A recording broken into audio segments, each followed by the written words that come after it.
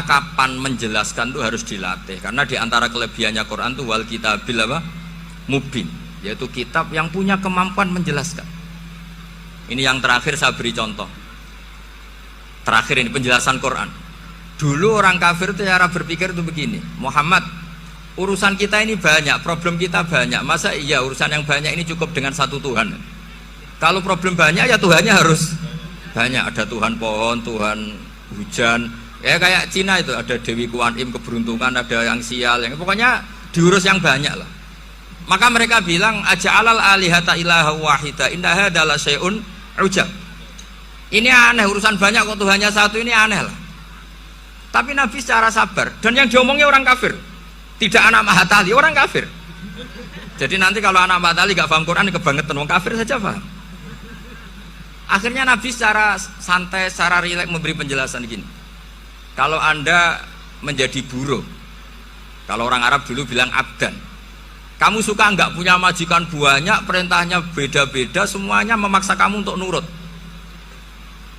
Sama punya majikan satu yang baik, ya nggak suka lah Muhammad kalau majikan saya banyak, semuanya berhak merintah saya, nggak enak, majikannya satu saja.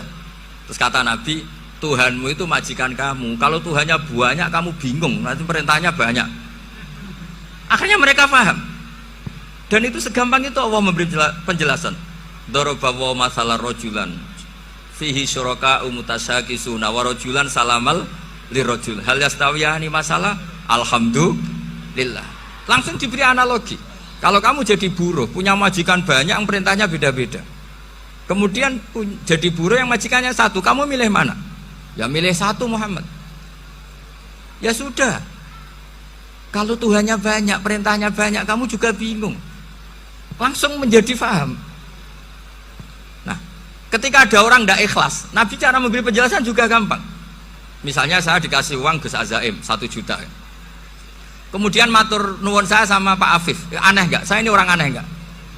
Orang aneh nggak? Itu Nabi kalau mencontohkan orang tidak ikhlas gitu. Kata Rasulullah, orang tidak ikhlas itu sebagaimana orang beli budak. Min kholisi malih, budak itu dibeli dari uangnya sendiri.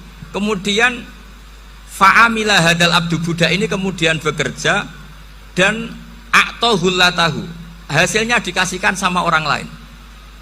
Terus Nabi memberi percontohan, ayasurrukum ayyakuna abdukum kadzalik. Apa kamu suka kalau budak kamu seperti itu?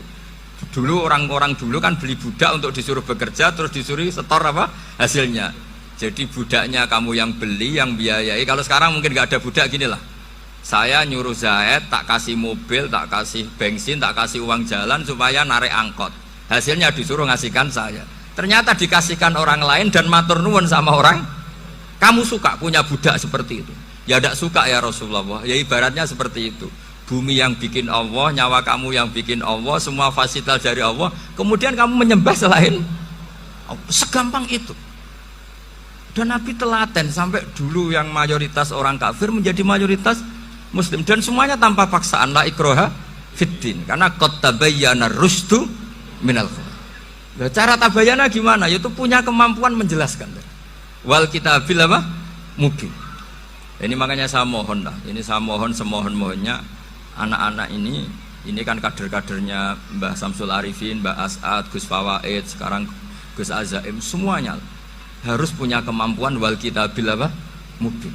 Sehingga diantara sifatnya Nabi itu fatonah, punya kecerdasan.